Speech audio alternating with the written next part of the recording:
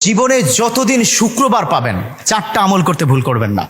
আজকে শুক্রবার না, আমি জানি না 4টা আমল করেছেন কিনা বা করছেন কিনা, আপনারা মিলিয়ে নেবেন। যদি 4টা আমল আজকে না করে থাকেন, আজকে থেকে জীবনে যতদিন শুক্রবার পাবেন 4টি আমল করতে ভুল করবেন না। পারবো তো ইনশাআল্লাহ?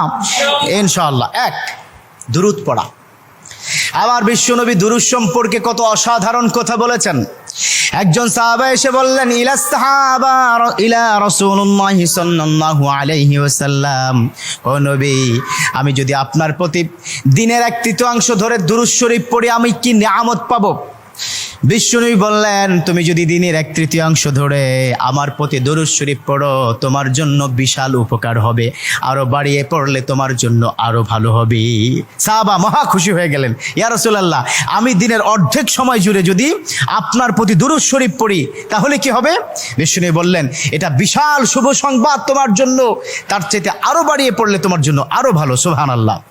বিশ্বনবীর কথা আবেগতাড়িত হয়ে সাহাবা বললেন, ও নবী, আমি পুরো 24 ঘন্টার যখনই সময় পাবো তখনই যদি আপনার প্রতি দুরূদ শরীফ আমি পড়তে পারি গো নবী।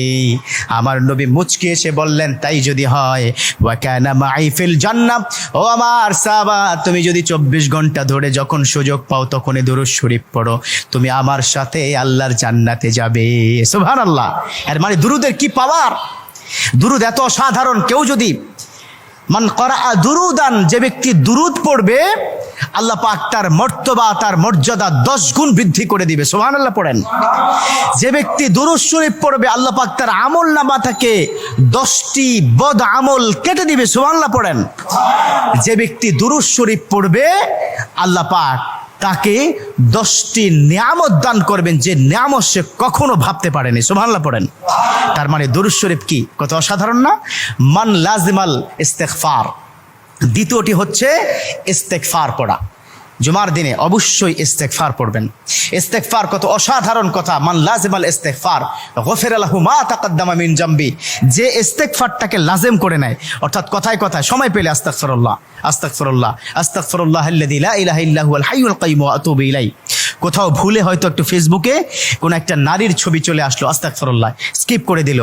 এরকম ইস্তেগফার যে ব্যক্তি লাজিম করে নিল, কথায় কথায় সুযোগ পেলে যে ইস্তেগফার পড়ে, আল্লাহ পাক তার পিছনের গুনাহগুলো ক্ষমা করে দেয়। সুবহানাল্লাহ।